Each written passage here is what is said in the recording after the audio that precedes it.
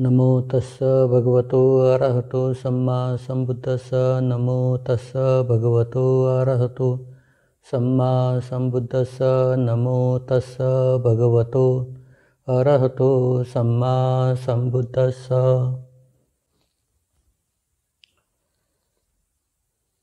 आजच्या या अश्विन पौर्णिमेच्या निमित्ताने जे प्रवचन आपण ऐकत आहात, सर्व भिक्खू संघाला प्रणाम. तसे उपासक उपासिकांना मंगलकामना आणि शुभाशीष. आजची ही जी अश्विन पौर्णिमा आहे, या अश्विन पौर्णिमेला भिक्खू संघाचा वर्षावास समाप्त होत आहे. कारण आषाढ पौर्णिमेला भिक्खू संघ वर्षावास कालावधीमध्ये अधिष्ठान करून 3 महिन्याचा वर्षावास एकाच विहारामध्ये राहून संपन्न करत असतात. या कालावधीमध्ये भिक्षुगण वर्षावास कालावधीमध्ये जो काही वर्षावास म्हणजे पाऊस पडत असतो, त्या पावसामुळे भिक्षूंची इतरत्र ठिकाणी जाणे येण्यासाठी अडचण होते. शिवाय शेतामध्ये जमिनीमध्ये पीक पाणी आलेलं असतं आणि त्या शेतामधून त्या पीक पाण्यामधून भिक्षूंनी भिक्षाटनासाठी जाणे म्हणजे त्या पिकाची नासधूस होत असते. शेतकऱ्यांचं त्यामुळे नुकसान होते. तर भिक्षूंनी आपल्या विहारामध्ये राहूनच 3 महिन्याचा वर्षावास संपन्न करावा लागतो. त्याने इतरत्र अन्य ठिकाणी जाता येत नाही. काही अतिआवश्यक प्रसंग असेल तर त्या निमित्ताने भिक्खू संघाची परवानगी घेऊन एक सप्ताह म्हणजे 7व्या दिवसापर्यंत वापस येण्याची हमी भिक्खू संघाला देऊन हे भिक्षुगण महत्त्वाच्या काही कामानिमित्त इतर विहारामध्ये किंवा इतर ठिकाणी जाऊन आपले ते काम करून येऊ शकतात. 6 रात्री जास्तीत जास्त ते बाहेर राहू शकतात आणि 7व्या रात्री ते वापस आले पाहिजेत. म्हणजे 7व्या दिवशी ते आपल्या परत विहारामध्ये आले पाहिजेत. अशा प्रकारे भिक्खूंना सप्ताह पालन करण्याची भगवंताने धम्मविनयानुसार परवानगी दिलेली आहे. भगवंताचे जे काही धम्मविनय आहे त्याचे काटेकोरपणे पालन व्हावे, आचरण व्हावं, त्याच्याबद्दल चिंतन मनन व्हावं, त्याच्याबद्दल भिक्खू संघामध्ये धम्मचर्चा व्हावी, धम्मदेशना व्हावी. यासाठी सर्व भिक्षुगण अत्यंत जागृतपणे सजगपणे विहारामध्ये राहून धम्मविनयाचं पालन करत असतात आणि आषाढी पौर्णिमेला अधिष्ठान करतात. जे काही भिक्षुगण सोबत असतात ते भिक्षुगण आपल्याला एक कल्याण मित्र बनून सहाय्यक बनतात. आपल्याकडून कदाचित धम्मविनयाबद्दल जे काही दोषारोपण घडतं, छोटे मोठे जे काही दोष घडतात, तर ते दोषारोपणासाठी आपले जे काही सहकर्मचारी असतात, भिक्षुगण असतात, ते आपल्याला सूचित करतात, अवगत करतात आणि आपण पुन्हा आपत्तिदेश न करून धम्मविनयाचे काटेकोरपणे पालन करत असतो. अशा प्रकारे ध्यान साधना करून, अभ्यास करून, चिंतन मनन करून, पूर्णपणे विनयाचं पालन करून आपल्याला आपण परिपक्व बनवण्याचा प्रयत्न करतो. धम्मविनयामध्ये जो भिक्षू पारंगत होतो, परिपक्व होतो, निश्चितच त्याला आत्मचिंतनामुळे, ध्यान साधनेमुळे त्याला काही गोष्टीची अनुभूती होत असते की ज्या गोष्टी त्याने अगोदर कधी जाणलेल्या किंवा अनुभवलेल्या नाहीत.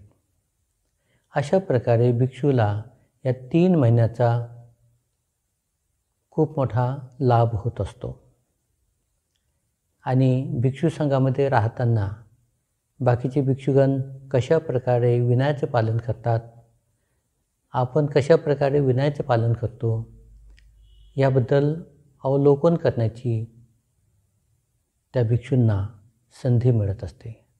जे ज्येष्ठ भंती असतात, ज्येष्ठ भिक्षुगण जे धम्मामध्ये पारंगत असतात, त्यांच्या सहवासामध्ये राहून बाकीचे भिक्षुगण शिकत असतात, स्वतःला सावरत असतात, स्वतःला परिपक्व बनवण्याचा प्रयत्न करीत असतात. आणि अशा प्रकारे वर्षावासाच्या कालावधीमध्ये भिक्खू संघ एका ठिकाणी राहिल्यामुळं प्रत्येक भिक्षूला स्वतःचं आत्मपरीक्षण करून शुद्धता करण्याची प्रेरणा मिळत असते. तर सांघिकपणे जे भिक्षुगण वर्षावासामध्ये राहतात, अधिष्ठान करतात, ध्यान साधना करतात, धम्मविनयाचे पालन करतात आणि स्वतःला परिपक्व बनवतात, यामध्ये जे भिक्षुगण त्यांच्याकडून काही छोट्या मोठ्या विनयाची अवहेलना होते किंवा छोट्या मोठ्या विनयाचं खंडन होतं, तर अशा छोट्या मोठ्या विनयाचं खंडन झाल्यामुळं दर पंधरवाड्याला म्हणजे अमावस्या आणि पौर्णिमेच्या दिवशी भिक्षू संघाचे उपोषित व्रत, ज्याला आपण पातिमोक्षाचं पठण असं म्हणतो, या दर पंधरवाड्याला भिक्खू संघाचं पातिमोक्ष होतं आणि त्या पातिमोक्षामध्ये या भिक्षूंना परिशुद्ध होण्याची संधी प्राप्त होत असते. तर या वर्षावासाची कालावधी भिक्षूंसाठी, संघासाठी अत्यंत महत्त्वाची आणि लाभदायी ठरत असते. याशिवाय भिक्खू संघामध्ये राहिल्यानंतर कशा प्रकारे आपण वागलं पाहिजे, कशा प्रकारे आपण आचरण केलं पाहिजे, कोणत्या गोष्टी आपण शिकल्या पाहिजेत, ज्येष्ठ भिक्षुगण किंवा जे काही आर्य पदाला पोहोचलेले आर्य श्रावक संघ असतो, त्यांच्या सहवासामध्ये राहिल्यानंतर बाकीच्या भिक्षूंना खूप मोठी एक प्रेरणा मिळते, एक शिकवण मिळते, एक संदेश मिळतो आणि स्वतःची प्रगती करण्यासाठी एक सुवर्ण संधी मिळते. म्हणून वर्षावासाचं महत्त्व खूप अगणित आहे. जे भिक्षू वर्षावास एका ठिकाणी करतात आणि 3 महिने झाल्यानंतर म्हणजे अश्विन पौर्णिमेला पवारणा करतात. पवारणा ही विधी जी आहे, ही केवळ फक्त बौद्ध धम्मामध्येच सांगितलेली आहे आणि बौद्ध धम्मामध्ये या विधीचं महत्त्व जे आहे त्याबद्दल आपण थोडंसं आता लक्ष देऊन ऐकलं पाहिजे. आषाढी पौर्णिमेला भिक्खू संघ अधिष्ठान करतो आणि अश्विन पौर्णिमेला वर्षावास समाप्ती करतो. त्या दिवशी पवारणा करतो. तर ती पवारणा जी असते, जे लहान भिक्षू असतात किंवा संघामध्ये जे लहान असतात, तर संघामधील जे सर्वोत्तम ज्येष्ठ पदाला पोचलेले भिक्षू असतात त्यांना क्षमा याचना करतात. जे सर्वात उपसंपदेने मोठे आहेत त्या भिक्षूंना बाकीचे सर्व संघातील भिक्षुगण क्षमा याचना करतात आणि ती क्षमा याचना करताना अशा प्रकारे याचना करतात. हे म्हणते, आपण आपल्या नजरेमध्ये, आपल्या ध्यानामध्ये जर असं काही आलं असेल की माझ्याकडून कायेनं, वाचेनं किंवा मनाने काही दोष घडला असेल, काही अपराध घडला असेल, बुद्ध, धम्म, संघ यांच्याप्रती माझ्याकडून काही अवमान झाला असेल किंवा मी ज्येष्ठ बनते, जे माझ्यापेक्षा जे ज्येष्ठ बनते जे आहेत त्यांचा काही अवमान केला असेल, त्यांच्याप्रती माझ्याकडून काही अपराध घडला असेल, तर बनते मला त्रिवारपणे माफ करण्यात यावं. आणि अशाच प्रकारे ज्येष्ठ भंतेजी सुद्धा संघाला याचना करतात, हे भिक्षूंनो, जर माझ्याकडून काया वाचा मनाने कळत न कळत जर काही अपराध घडला असेल तर मला क्षमा करावी, मला त्याबद्दल सूचित करण्यात यावं. अशा प्रकारे ज्येष्ठ भंतेजी आणि त्यांच्यापेक्षा असलेले लहान भंतेजी, कनिष्ठ भंतेजी हे एकमेकाला पवारणा करत असतात. तर यामध्ये ही जी शिकवण आहे ही बौद्ध धर्माच्या व्यतिरिक्त इतर कोणत्याही धर्मामध्ये सांगितलेली नाही किंवा त्याचं महत्त्व, त्याचा उद्देश, त्याचा फायदा हा कुठेही सांगितलेला नाही. पण बौद्ध धर्मामध्ये जरीही गुरुजी असेल आणि शिष्य असतील, गुरुजींकडून काही अपराध घडला असेल तर गुरुजी आपल्या शिष्याला सुद्धा पवारणा करून असं म्हणतात, जर माझ्याकडून काही कळत न कळत काही अपराध घडला असेल, काही दोष घडला असेल तर आपण मला सांगावं, त्याबद्दल मला सूचित करावं.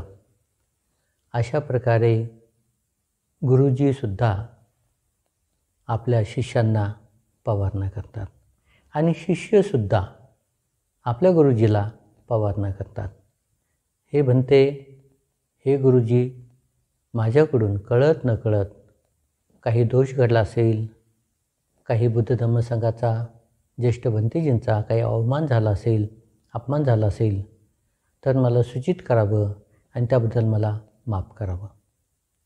तर यामध्ये एक उपदेश तथागतांनी आपल्याला अत्यंत मोलाचा उपदेश दिलेला आहे. तो म्हणजे गुरु असो किंवा शिष्य असो, कोणाकडूनही धम्मविनयाच्या बाबतीमध्ये चुकी झाली असेल, काही अपराध घडला असेल, कळत न कळत काही बुद्ध धम्मसंघाचा अवमान झाला असेल तर त्यांनी आपली परिशुद्धता या पवारणाच्या माध्यमाने करून घ्यावी. याच्यामध्ये हा जो भाव आहे, एक कृतज्ञतेचा भाव, आपण संघाकडे क्षमा याचना करून संघाकडून आपण अनुकंपा किंवा एक उपकार त्यांच्याकडून करून घेऊ इच्छितो की संघाने मला माझ्या चुकीबद्दल, अपराधाबद्दल माफ करावं. आणि संघ अत्यंत जाणीवपूर्वक, सजगतेने, जागरूकतेने त्यावरती चिंतन मनन करून जे काही दोष घडले असतील तर त्याबद्दल संघ त्यांना सूचित करतो आणि त्यांना ताकीद देतो की यापुढे आपण अशा प्रकारची चुकी करू नये, याबद्दल आपण सावध राहावं. तर ही पवारणा, ही आपत्तीदेशना अत्यंत महत्त्वाची आहे. या पवारणेमधून, या विधीमधून कोणत्याही भिक्षूचा, कोणत्याही व्यक्तीचा अहंकार, गर्व, मीपणा उदयास येत नाही. तेथे फक्त धम्म आणि विनय यालाच प्राधान्य दिलं जातं. आणि धम्मविनयाला प्राधान्य दिल्यानंतर तो व्यक्ती अंतर्मुख होऊन स्वतःचं परीक्षण करतो, स्वतःचं अवलोकन करतो, स्वतःला शोधतो आणि स्वतःमध्ये जर काही अवगुण असतील, काही उणिवा असतील, काही अपूर्णता असेल तर ती जाणून समजून ती काढून टाकण्याचा प्रयत्न करतो आणि स्वतःला परिपूर्ण करण्याचा तो प्रयत्न करत असतो. तर अशा प्रकारे ही पवारणा अत्यंत महत्त्वाची असते. आणि यामध्ये ज्येष्ठ भिक्षू जे धम्मविनयामध्ये अत्यंत कुशल असतात, पारंगत असतात, अत्यंत प्रवीण असतात, अत्यंत उच्च पदाला पोहोचलेले असतात धम्मप्राप्तीमध्ये, धम्म आचरणामध्ये. तर असे भिक्षुगण संघाला संबोधून त्यावेळेला देशना देत असतात की जेणेकरून संघाची शुद्धता, संघाची परिशुद्धता ही राखल्या जाईल आणि ती इतर सर्व भिक्षूंना सहाय्यक बनेल. इतर सर्व भिक्षुगण अत्यंत काटेकोरपणे, जाणीवपूर्वक, अत्यंत श्रद्धेनं, अत्यंत समर्पित होऊन स्वतःची परिशुद्धता राखून धम्मप्राप्तीमध्ये, धम्माच्या आचरणामध्ये उच्चतम स्तर, उच्चतम अवस्था प्राप्त करण्याचा प्रयत्न करतील. अशा प्रकारे ही पवारणा विधी जी अश्विन पौर्णिमेला भिक्खू संघामध्ये संपन्न होत असते, तरी अत्यंत महत्त्वाची आहे.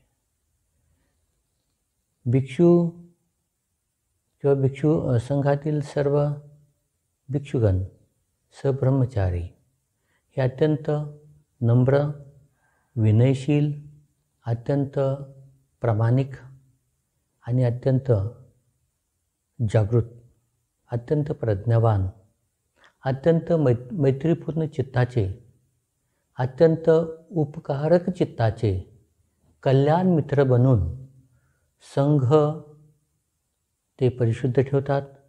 संघ परिशुद्ध राहण्यासाठी एकमेकाला मदत करतात आणि संघाची वृद्धी होण्यासाठी संघातील सर्व सदस्यगण धम्म आचरण करून आपल्या जीवनामध्ये धम्माचे वेगळे जे काही स्तर आहेत, पातळी आहे, जे काही अनुभूती आहे, धम्म आचरणामधून जे काही आर्य श्रावक संघाचे जे काही अवस्था आहे, सोतापती, सुकृतागामी, अनागामी आणि अरहत या अवस्थेपर्यंत पोचण्यासाठी एकमेकाला सहाय्यक बनतात, कल्याण मित्र बनतात. तर ही खूप एक चांगली शिकवण, चांगली गोष्ट भगवान बुद्धाने भिक्खू संघाच्या माध्यमाने, भिक्खू संघ टिकून राहावा, भिक्खू संघ प्रगतिशील पथावरती धम्मविनयामध्ये, धम्म आचरणामध्ये किंवा धम्म फलप्राप्तीमध्ये अग्रसर व्हावा, यासाठी भगवान बुद्धाने ही दिलेली शिकवण अनन्य महत्त्वाची आहे. अशा प्रकारची शिकवण इतर कोणत्याही ठिकाणी, कोणत्याही धर्मामध्ये, कोणत्याही संप्रदायामध्ये किंवा कोणत्याही संघटनेमध्ये दिसून येत नाही. येथे जरी ज्येष्ठ भंतेजी असतील ते सुद्धा संघाकडे पवारणा करतात आणि संघसुद्धा त्यांच्याकडे पवारणा करतो. अशा प्रकारे जे काही गुरु आणि शिष्य यांचं ऋणानुबंध असतं, जे काही गुरु आणि शिष्य यांचं जे काही एकमेकाच्या प्रती कर्तव्य जबाबदारी असते, या कर्तव्य आणि जबाबदारीबद्दल सर्व भिक्षू संघातील सदस्य सजग असतात, जागृत असतात आणि एकमेकाला सहाय्यक बनतात. त्यामुळे भगवान बुद्धाची जी शिकवण आहे, कत्तनीयू कतवेदी, म्हणजे ज्यांनी कोणी आपल्यावरती उपकार केलेले आहेत, कत्तनीयो, ज्यांनी कोणी आपल्यावरती उपकार केलेले आहेत, ते उपकार जाणून, ते उपकार समजून, त्याचं महत्त्व समजून, त्याच्याबद्दल कृतज्ञ भाव ठेवून आपण सुद्धा त्या उपकाराची, त्या मदतीची आपण परतफेड करण्याचा प्रयत्न केला पाहिजे. कोणी आपल्यावरती उपकार केले, कोणी आपल्याला मदत केली, तर त्याचं नेहमी स्मरण ठेवून आपणही तशा प्रकारचे मदत, तशा प्रकारची उपकाराची भावना आपण दुसऱ्यांच्या प्रतीसुद्धा ठेवून त्यांना आपण मदत केली पाहिजे. तर हा कथनीय कतवेदी, हा जो उपदेश आहे किंवा हा जे धम्म आहे, हा केवळ फक्त तथागत सम्यक संत बुद्धाने सर्वप्रथम या जगामध्ये शिकवलेला आहे. आपण तसं जर आपण तथागतांचा उपदेश जर आपण पाहिला सिगाल सुत्तामध्ये, तर सिगाल सुत्तामध्ये जे काही 6 प्रकारच्या दिशा, पूर्व, पश्चिम, उत्तर, दक्षिण, वरची दिशा आणि खालची दिशा, या 6 दिशेमध्ये जे काही आपल्या सभोवती जे काही आपले हितचिंतक असतात, त्यामध्ये आपले गुरुजी, म्हणजे आपले गुरु, किंवा जर आपण गुरु असेल तर आपले शिष्य, गुरु आणि शिष्याचं नातं जे वरची दिशा आणि खालची दिशा अशी संबोधल्या जाते. तर या दिशेमध्ये गुरु आणि शिष्याचं नातं जे आहे, तर त्यांची कर्तव्य, त्यांची जबाबदारी त्यामध्ये सांगितलेलं आहे. तसेच पूर्व, पश्चिम, उत्तर, दक्षिण यामध्ये आपले आई वडील आणि मुलगा, तसेच आपले गुरुजन आणि आपले शिष्य, आपले मित्र आणि आपले हितचिंतक, आपले नोकर आणि मालक, अशा प्रकारे जे काही या समाजामध्ये जे काही वेगवेगळे स्तर आहेत किंवा वेगवेगळे गट आहेत, गुरु, शिष्य, आई वडील, मुलगा आणि मुलगी,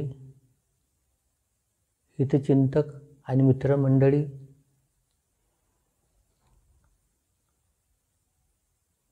हे जे आपले इतर सर्व नातेवाईक, यांचे कर्तव्य आपल्या प्रतीने, आपलं कर्तव्य त्यांच्या प्रती काय आहे, याचा सुंदर असा उपदेश सिगाल सुत्तामध्ये दिलेला आहे.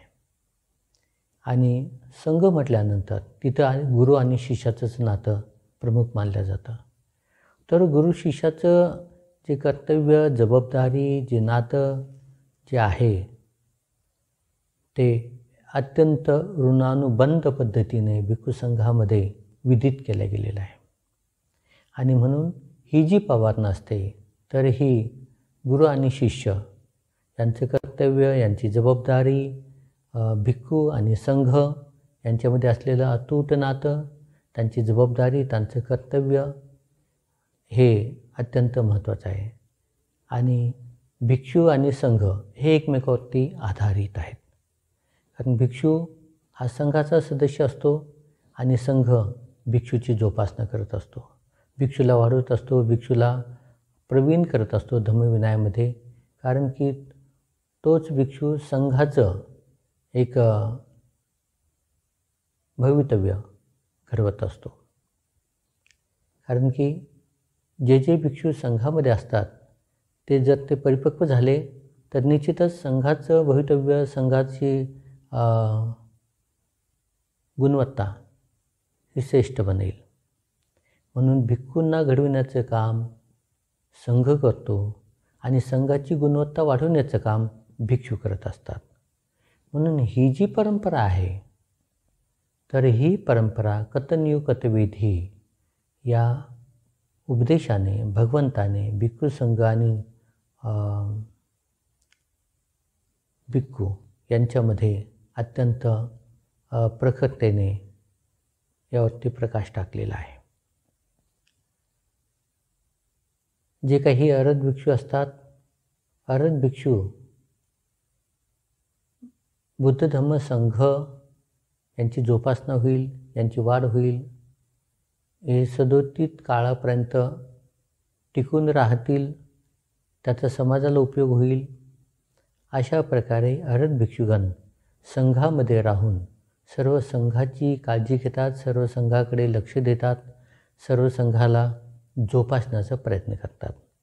त्यांच्यामध्ये असलेली मैत्री, करुणा, दया, प्रेम, क्षमा, शांती हे जे काही भाव असतात हे भाव निश्चितच कोणत्याही व्यक्तीला, चाहे ते भिक्खू संघातील भिक्षू असोत किंवा समाजातील कोणतेही व्यक्ती असोत, त्यांना हे अत्यंत आवश्यक आणि लाभदायी असतात. कारण की जीवन जगताना आपल्याला एकच अपेक्षा असते की माझ्यावरती सर्वांनी मैत्री करावी, करुणा करावी, दया करावी, प्रेम करावं, माझी सहानुभूती घ्यावी, कोणीही मला उपद्रवी होऊ नये, कोणाकडूनही माझ्या जीवनामध्ये संकट, दुःख, धोका उत्पन्न होऊ नये, यासाठी या कामनेनं प्रत्येकजण जीवन जगत असतो. मग हे जर आपलं जीवन सुखकारक व्हावं, विघ्नरहित व्हावं, संकटरहित व्हावं, चिंतारहित व्हावं, दुःखरहित व्हावं असं आपल्याला वाटत असेल तर आपण हा उपदेश निश्चितच ध्यानात घेतला पाहिजे. आपल्यावरती ज्यांचे ज्यांचे उपकार आहेत त्या उपकाराबद्दल आपण सजग, सावध आणि सतर्क असलं पाहिजे. आणि त्यांचे उपकार फेडण्याची, त्यांना मदत करण्याची भावना आपल्यामध्ये असली पाहिजे. अत्यंत त्यामध्ये प्रामाणिकपणा असला पाहिजे, निस्वार्थीपण असलं पाहिजे, शुद्ध प्रेमळ भावना असली पाहिजे, मैत्री असली पाहिजे, करुणा, दया असली पाहिजे. आणि जसं आपण स्वतःला सांभाळतो, स्वतःचं रक्षण करतो, स्वतःवरती प्रेम करतो, त्याप्रमाणे आपण इतरांची काळजी घेतली पाहिजे, त्यांना सांभाळलं पाहिजे. वेळप्रसंगी जे जे काही त्यांना मदत लागेल, जे जे काही त्यांचं रक्षण करण्याची, त्यांना सांभाळण्याची जबाबदारी असेल ते आपण पार पाडावी. कारण हे आपल्या जीवनासाठी खूप मोठं पुण्यकर्म असेल.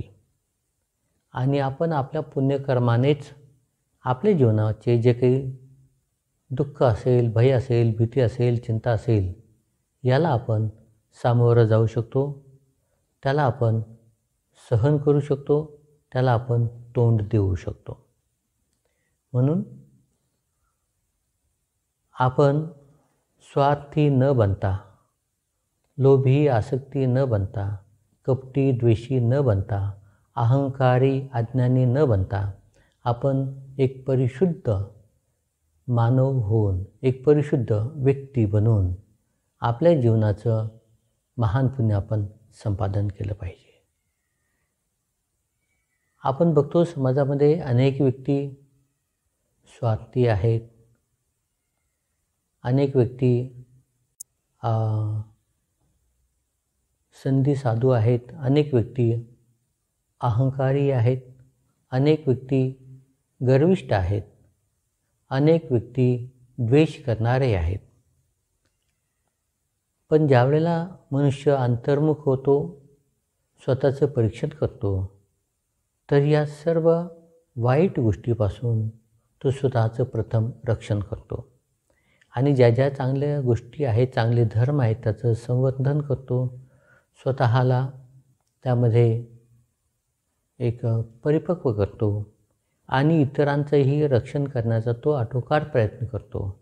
इतरांनासुद्धा दुःखापासून, भयापासून, आपत्ती, विपत्ती, संकटापासून वाचविण्याचा तो प्रयत्न करतो. तर हा जो उपदेश आहे, या पवारणा विधीमधून भिक्खू संघ शिकतात आणि याच पवारणेचं महत्त्व उपासक उपासिकांसाठी सुद्धा अत्यंत महत्त्वाचं आहे. जर भिक्षू निस्वार्थी असतील, प्रामाणिक असतील, सर्वावरती समान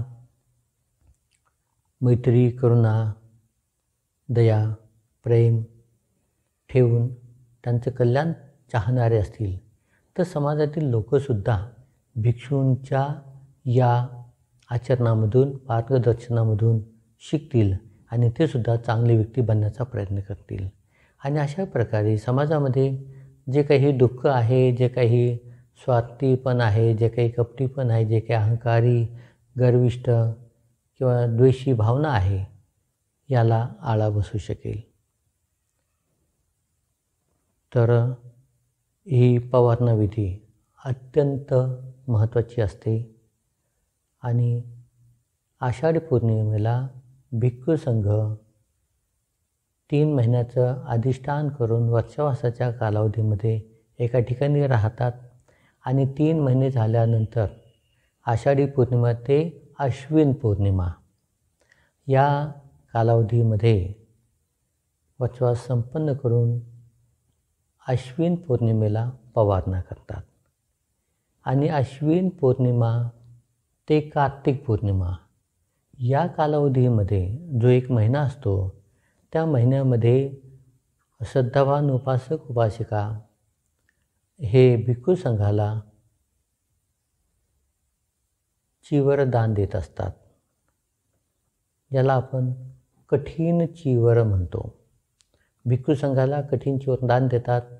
एका विहारामध्ये जेवढे भिक्षू अधिष्ठान केलेले उपसंपत्तीत भिक्षू राहतात, त्या भिक्खू संघाला कठीण चिवर दान करतात त्या विहारामध्ये.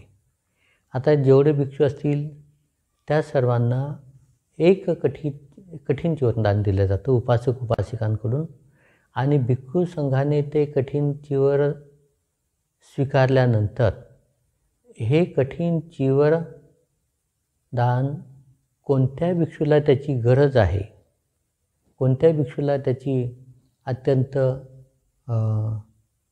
गरज आहे, ज्याला हे चिवर प्राप्त झालेलं नाही किंवा चिवर नाही, ज्याचं चिवर फाटलेलं आहे किंवा त्याला एकच चिवर आहे, तर अशा गरजू भिक्षूची संघामधून निवड केल्या जाते. संघ त्यावरती चिंतन मनन करतो आणि ते चिवर संघाच्या संमतीने त्या गरजू भिक्षूला दिल्या जातं. अशा प्रकारे उपासक उपासिका भिक्खू संघाला कठीण चिवर दान देऊन महान असं पुण्य संपादन करत असतात. तर हे अश्विन पौर्णिमा ते कार्तिक पौर्णिमा या 1 महिन्याच्या कालावधीमध्ये भिक्खू संघाला वर्षावासाच्या समाप्तीनंतर हे कठीण चिवर दान दिलं जातं आणि उपासक उपासिका महान असं पुण्य संपादन करतात.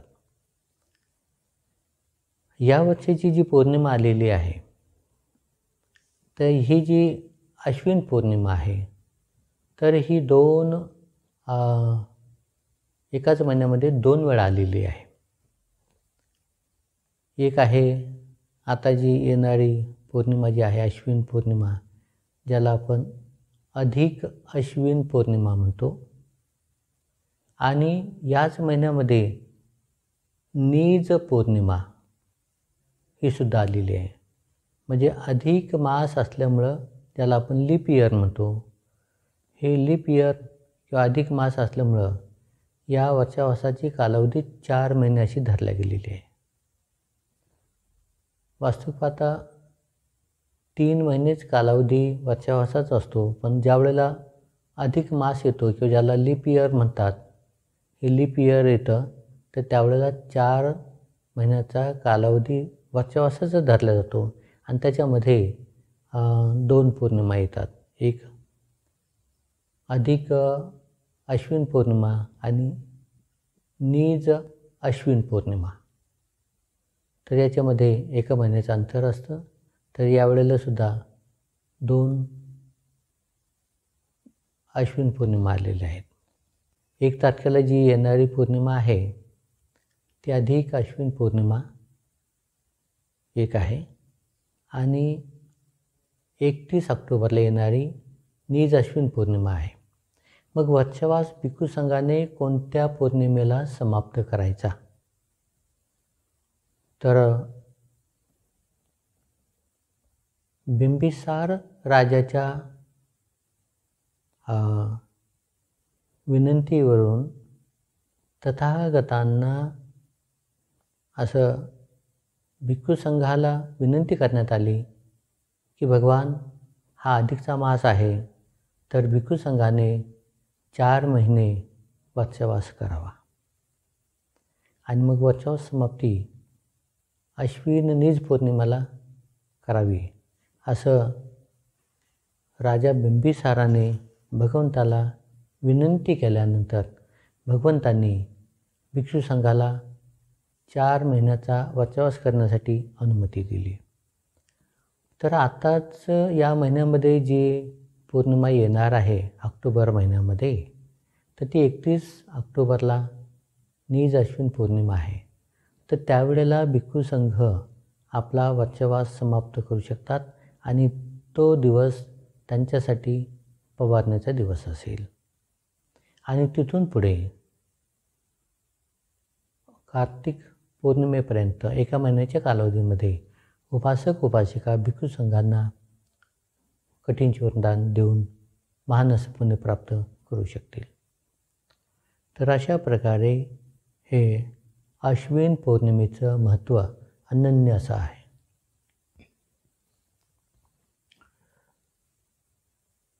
आणि या अश्विन पौर्णिमेला एक सर्वात मोठा उपदेश म्हणजे कतनीयू कतवेदी. आपण परोपकाराची जाणीव ठेवून उपकार केले पाहिजेत. आपण जे उपकार करतो त्यामध्ये आपलंही पुण्यकर्म घडतं, आपली मैत्री भावना विकसित होते, आपले करुणा, दया, दुसऱ्याबद्दल सहानुभूती ही वृद्धिंगत होते आणि दुसऱ्यांना सुद्धा त्याचा लाभ होतो. अशीच एक गोष्ट तथागत सम्यक संबुद्धाने 4 असंख्य 1 लाख कल्पापर्यंत आपल्या पारमिता परिपूर्ण करून बोधिसत्वाची अवस्था प्राप्त करून शेवटच्या जन्मामध्ये मनुष्याच्या भूमीमध्ये त्यांनी जन्म घेतला.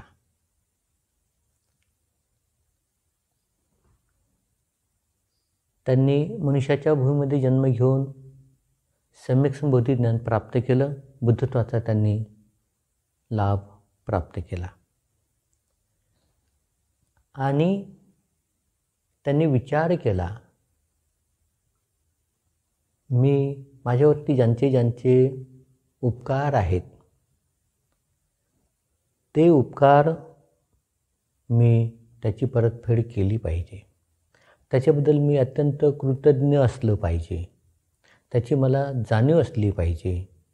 या सर्व गोष्टीचं चिंतन, मनन, ध्यान करून तथागत सम्यक संबुद्ध त्यांची आई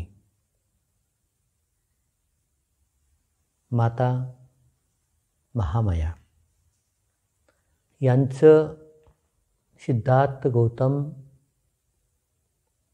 वयाच्या 7व्या दिवशीच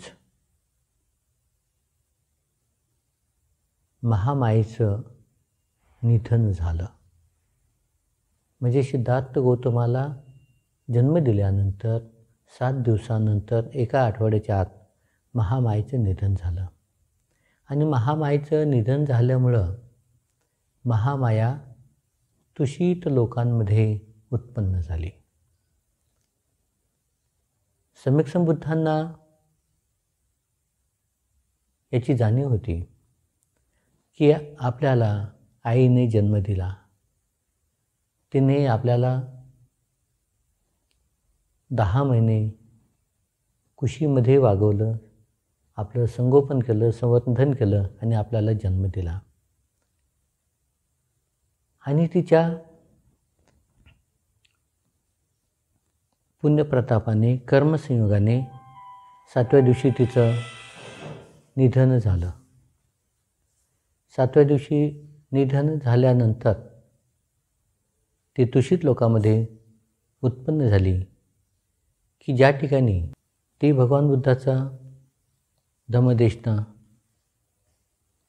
लाभ घेऊ शकत नव्हती, दुःखमुक्तीचा उपदेश ग्रहण करू शकत नव्हती, कारण की तिची उत्पत्ती तुषित लोकांमध्ये झालेली होती आणि सम्यक संबुद्ध मनुष्याच्या भूमीमध्ये बुद्ध बनून उत्पन्न झालेले होते.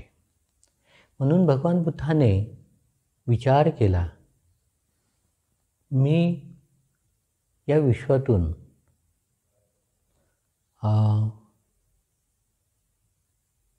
परिनिर्वाण पदाला प्राप्त होईल आणि जर मी आईला उपदेश केला नाही, दुःखमुक्तीच्या धम्माचा उपदेश केला नाही, तिला धम्म शिकवला नाही, तर माझे जे काही कर्तव्य आहे, जबाबदारी आहे, त्यामधून मी पार पडू शकणार नाही. म्हणून भगवान बुद्धाने विचार केला की आपण तुषित लोकांमध्ये जाऊन आईला दुःखमुक्तीचा उपदेश करावा. त्यानिमित्ताने भगवान बुद्ध वर्षावास कालावधीचा शेवटचा आठवडा संपण्याअगोदर ते तुषित लोकांमध्ये जाऊन त्यांनी आपल्या आईला अभिधम्माचा उपदेश केला, धम्म उपदेश केला. आणि त्या धम्म उपदेशाच्या श्रवणाने माता महामाया हिने धम्मश्रवण केल्यामुळे ती अर्हत पदाला प्राप्त झाली. ती जन्ममरणाच्या भवचक्रापासून मुक्त झाली. जे काही भवचक्र होतं जन्ममरणाचं या विश्वाचं, त्यापासून ती परिपूर्णपणे मुक्त होऊन अर्हत पदाला गेली. तर अशा प्रकारे भगवान बुद्धाने कतन्यू कतवेधी या धम्माचं स्मरण ठेवून आपल्या आईला सुद्धा दुःखमुक्त केलं. तर हाच भाव प्रत्येक भिक्षूंमध्ये आपल्या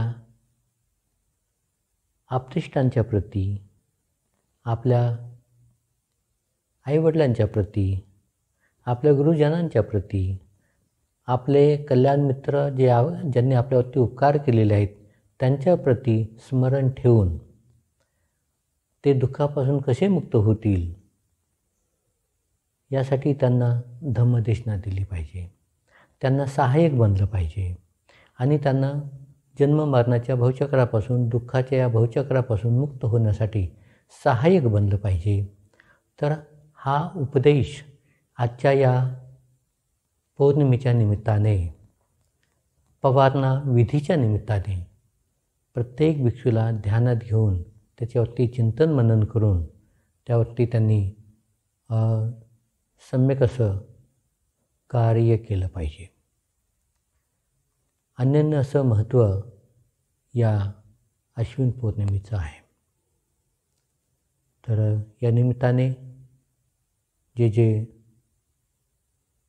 उपदेश ऐकत आहेत, प्रवचन ऐकत आहेत, त्यांनी अंतर्मुख होऊन स्वतःची जबाबदारी, स्वतःचं कर्तव्य समजलं पाहिजे आणि स्वतःचं पुण्य या मनुष्य जीवनामध्ये प्राप्त केलं पाहिजे. स्वतः दुःखापासून मुक्त होण्यासाठी प्रयत्नशील असावं आणि इतरांनासुद्धा दुःखापासून मुक्त करण्यासाठी सहाय्यक बनलं पाहिजे, कल्याण मित्र बनलं पाहिजे. त्यांच्यासाठी एक मार्गदर्शक बनलं पाहिजे. हीच मंगल कामना या ठिकाणी व्यक्त करून या पौर्णिमेच्या निमित्ताने हे 2 शब्द उपदेशाचे या ठिकाणी संपवत आहे. भवतु सब्बमंगलं, भवतु सब्बमंगलं, भवतु सब्बमंगलं.